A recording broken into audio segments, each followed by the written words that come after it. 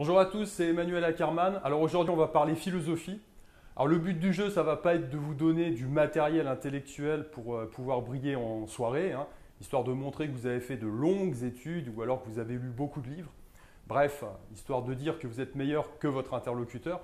On ne va pas rentrer non plus dans des considérations du style d'où l'on va, où l'on vient, dans quelle étagère, comme aurait dit Coluche. Non, le but du jeu, ça va être d'analyser une philosophie particulière, une philosophie de la vie, qui donne des règles de vie relativement simples et qui sont directement applicables. On va parler du stoïcisme.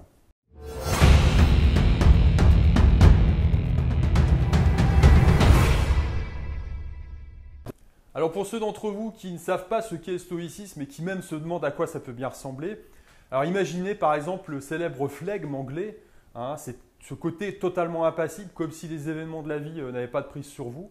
Alors ça peut être aussi plus proche de nous, on va dire, cette attitude des hommes politiques hein, qui, malgré les attaques, restent droits dans leur costard et maintiennent une ligne de défense hein, en restant totalement imperturbables. Alors là, c'est le côté purement formel, évidemment, puisque dans le fond, le stoïcisme est basé sur une morale qui est quand même assez forte. Et donc, à l'autre bout du spectre de ces exemples, je serais tenté de dire, je vais mentionner la figure marquante de ce mouvement qui est quand même l'empereur romain Marc Aurèle. Alors Marc Aurèle qui, malgré son statut de quasi demi-dieu, vivait dans le dénuement le plus total, pratiquement comme un esclave. Et d'ailleurs, Marc Aurèle qui a écrit au quotidien ses pensées, une sorte de journal intime, je vous invite à vous y reporter. Hein. Je pense qu'on peut trouver ce type d'ouvrage en livre de poche. Moi, personnellement, j'ai une collection d'ouvrages sur les chefs-d'œuvre de l'Antiquité dans lesquels j'ai découvert les pensées de Marc Aurèle. Mais à mon sens, c'est toujours intéressant de plonger son nez là-dedans, donc de voir ce qu'un homme qui a bâti un empire a à dire. Hein, c'est toujours intéressant. De toute façon, toujours plus intéressant que de se plonger dans les ouvrages dont on nous abreuve en période d'élection, hein, qui sont de toute façon influencés par des agences de com. Donc c'est creux, à mon sens. Bon, je ferme la parenthèse là-dessus. Alors pourquoi le stoïcisme justement ? Moi qui viens des arts martiaux, hein, j'étais très influencé par le bouddhisme et par le zen. Et le stoïcisme s'inscrit dans cette mouvance, on va dire. C'est un mouvement philosophique qui est purement occidental puisqu'il est né dans la Rome antique. Et c'est une philosophie, à mon sens, qui est très pratique puisqu'elle repose sur l'observation fine des lois naturelles et qu'elle en tire quelques règles simples à mettre en pratique pour pouvoir conduire sa barque, c'est-à-dire mener sa vie correctement et passer à travers les vicissitudes de l'existence de la meilleure façon possible.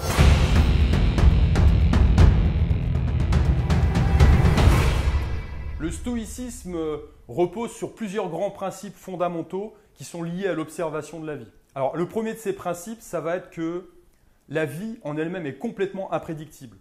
Voilà. Alors ça, c'est relativement simple à comprendre. Hein. Vous allez pouvoir faire tous les projets que vous voulez, envisager l'avenir de la façon que vous voulez. Maintenant, la vie, elle, se chargera toujours de contrecarrer d'une certaine mesure ces projets, en mal ou en bien d'ailleurs. Hein. Mais dans tous les cas de figure, il est très difficile de prévoir finalement ce que la vie va vous apporter. Hein. C'est la fameuse boîte de chocolat de Forrest Gump. On ne sait jamais ce qu'on va trouver en ouvrant la boîte. C'est un peu ça l'idée.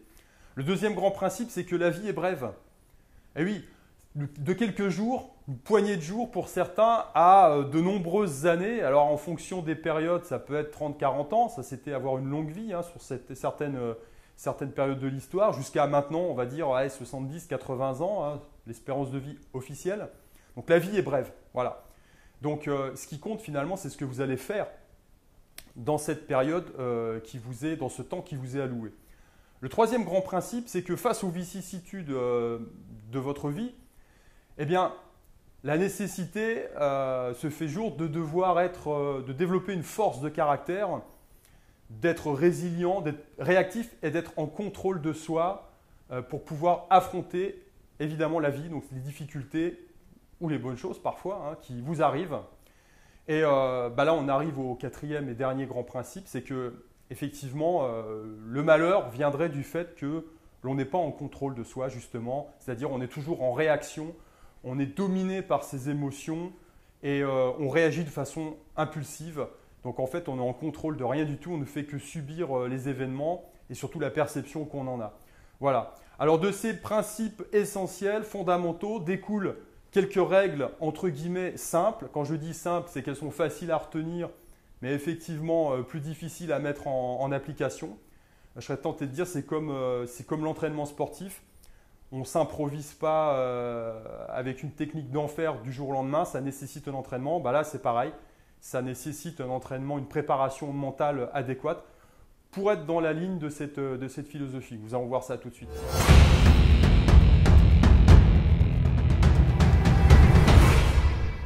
Alors, une des premières règles de base du stoïcisme, c'est de toujours se préparer au pire. Voilà. Alors, ça ne veut pas dire qu'il faut être paranoïaque, ça veut juste simplement dire que dans la vie, on peut avoir plusieurs attitudes. On peut avoir l'attitude du type qui se met la tête dans le sable, qui fait l'autruche, qui ne veut pas voir, absolument pas voir ce qui se passe.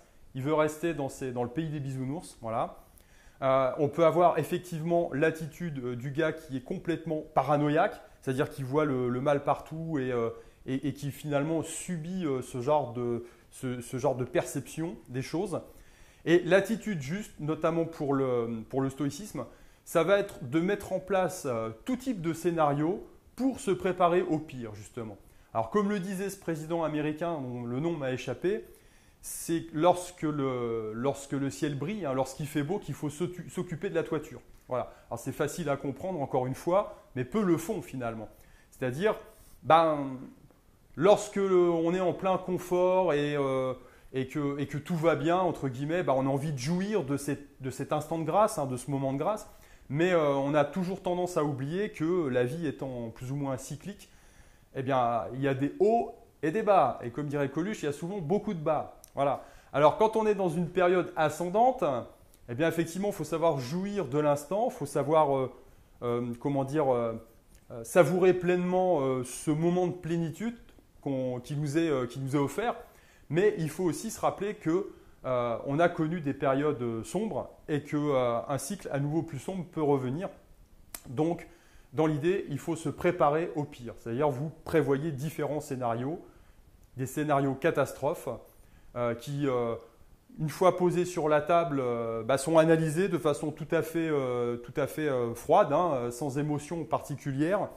Et vous allez essayer d'apporter des solutions précises à ces différents types de scénarios qui sont posés, tout simplement. Voilà. Donc ça, c'est la première chose.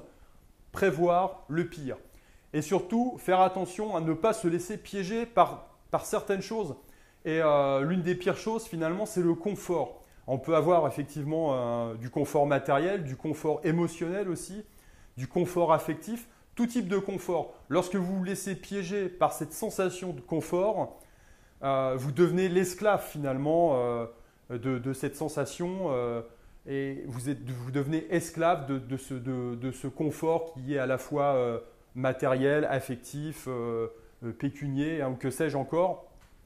Et ça, c'est la pire des choses parce que on a toujours ce qu'on appelle des revers de fortune dans la vie. Et donc, si vous vous laissez piéger par ça, vous n'êtes pas réactif, vous n'êtes pas capable, si vous avez votre grosse bagnole et puis que demain, vous n'avez plus les moyens de l'entretenir et que vous n'avez pas envisagé le fait tout simplement de pouvoir utiliser vos deux pieds pour vous déplacer, voire d'acheter un vieux vélo tout pourri, pour différentes raisons, parce que par rapport à votre statut, entre guillemets, ou alors physiquement vous n'êtes pas apte à pédaler, j'en sais rien moi, vous êtes dépendant de ça, vous êtes dépendant de quelque chose que par définition vous ne pouvez pas maîtriser. Voilà. Donc mettre en place des scénarios entre guillemets catastrophes, pouvoir y apporter des réponses et pouvoir se projeter mentalement dans ce type de scénario en se disant ouais, je peux m'inscrire là-dedans, je peux surmonter l'épreuve. Ça, c'est la première des choses.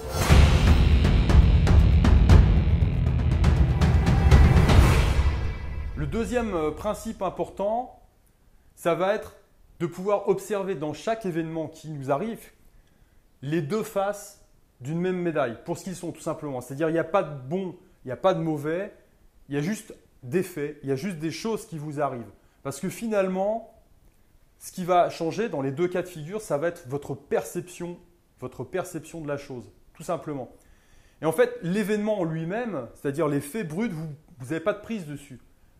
Voilà. ça vous vient. Vous avez ouvert la boîte de chocolat, vous avez pioché au hasard, et c'est un petit peu ça le principe de la vie, et vous tombez sur quelque chose. Voilà. Ah bah si c'est de la praline, si vous n'aimez pas la praline, vous avez passé un mauvais moment. Maintenant, c'est votre perception de la chose. La praline en soi, ce n'est pas un bonbon qui est pas bon. Hein. Il y en a qui aiment bien le chocolat, d'autres qui n'aiment pas ça. Vous avez tous les cas de figure. Il y a des gens qui y adhèrent, d'autres qui n'adhèrent pas. Il y en a qui vont trouver ça bon, d'autres qui vont trouver ça mauvais. Donc finalement, c'est votre perception de la chose qui va vous mettre dans un état mental particulier. Voilà. L'événement en soi n'est pas bon ni mauvais. Tout dépend comment vous allez l'aborder. Pour un stoïque, le stoïque, lui, ne voit pas dans les événements quelque chose de foncièrement bon ou de foncièrement mauvais. C'est-à-dire qu'il va toujours voir une opportunité là-dedans. Tout simplement. Quelque chose que vous allez identifier, c'est un petit exercice à faire, quelque chose que vous allez identifier avec votre ressenti au premier abord de façon négative, parce que ça vous arrive avec votre vécu, etc., vous allez ressentir cet événement comme quelque chose de négatif, eh bien, faites l'effort de changer votre perception de la chose et d'y voir plutôt une opportunité. En clair, on vous ferme une porte, dites-vous que si cette porte est fermée, c'est parce qu'il y en a une autre qui va s'ouvrir ailleurs qui vous correspond mieux. Voilà. Donc c'est un petit peu ça, le type d'attitude mentale qu'il s'agit d'avoir vis-à-vis des événements qui vous arrivent. Ça, c'est la première chose. La seconde, liée à la perception, c'est que très souvent, la perception qu'on a des choses, elle va être influencée par l'inconnu. C'est-à-dire, vous n'avez pas expérimenté la chose, vous avez une idée toute faite sur cette chose et vous allez avoir une forme d'angoisse, une forme de peur qui va naître de ce schéma mental que vous avez mis en place. C'est-à-dire, vous ne connaissez pas la chose, mais vous faites votre film en fait. Et vous pensez savoir ce que c'est sans l'avoir expérimenté avant.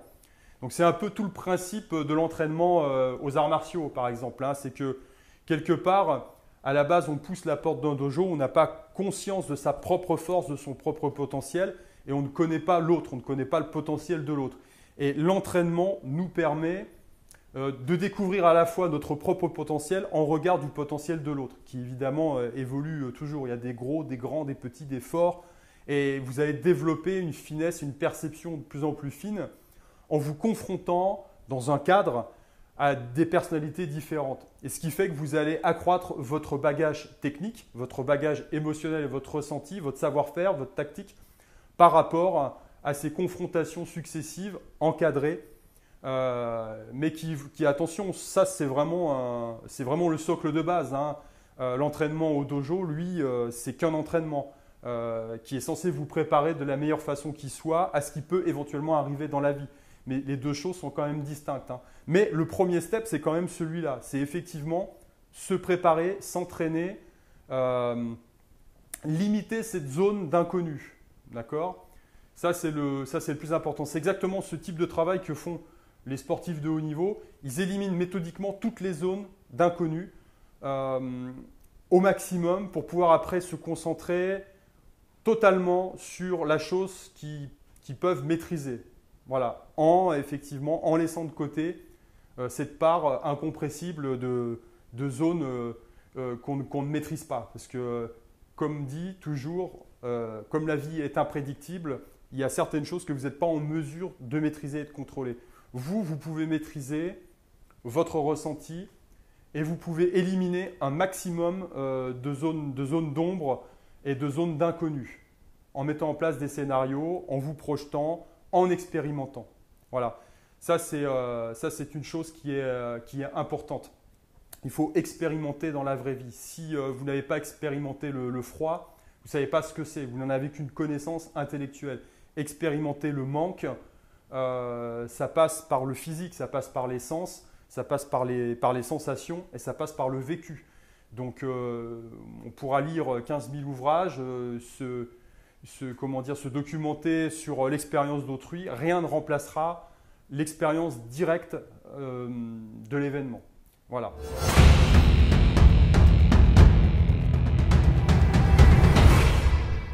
Alors, un autre grand principe du stoïcisme, c'est que tout est éphémère. Eh bien oui. Je ne sais pas si vous avez vu ce film, Le Dernier Samouraï avec Tom Cruise, et on a effectivement un des héros du film, hein, le japonais, le samouraï félon, entre guillemets, qui observe ces magnifiques fleurs de cerisier. Et bien là, on a un exemple type, ce côté éphémère des choses. La fleur qui est clos, qui est belle, qui est magnifique, mais qui après disparaît. Voilà. Alors l'aspect positif du truc, c'est que dans la nature, tout est cyclique, donc tout revient à un moment ou à un autre. Mais il s'agit de capter cette opportunité, ce moment, de vivre cet instant pour la magie qu'il contient, et puis de passer à autre chose. Donc il faut développer effectivement une forme d'humilité par rapport à ça.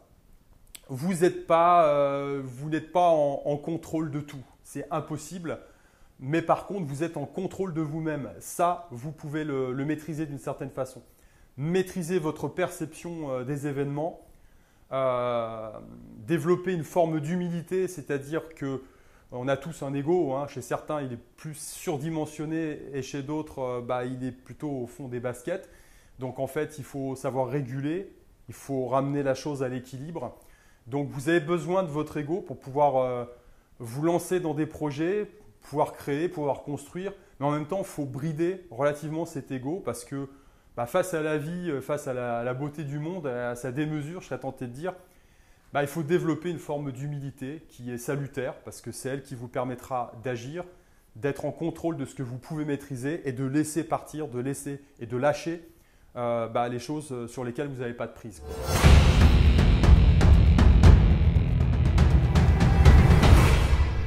Voilà, j'espère que ce petit topo sur le stoïcisme, cette philosophie occidentale de la maîtrise de soi face aux événements, vous aura intéressé, interpellé. N'hésitez pas à vous reporter aux ouvrages de référence, notamment aux pensées de Marc Aurèle. Le stoïcisme, c'est très intéressant. Ce n'est pas une philosophie du gars désabusé qui est insensible à tout. Bien au contraire, c'est une philosophie d'homme libre, une philosophie de guerrier. C'est-à-dire quelqu'un qui décide que peu de choses auront de prise sur lui. D'accord ? Donc ça me paraît vraiment être quelque chose de très actuel, toujours, quelque chose d'intemporel. C'est pour moi la voie du guerrier. Alors n'hésitez pas aussi également si vous êtes intéressé, parce que vous trouverez beaucoup plus d'informations encore dans mon dernier ouvrage, dans Sanshin.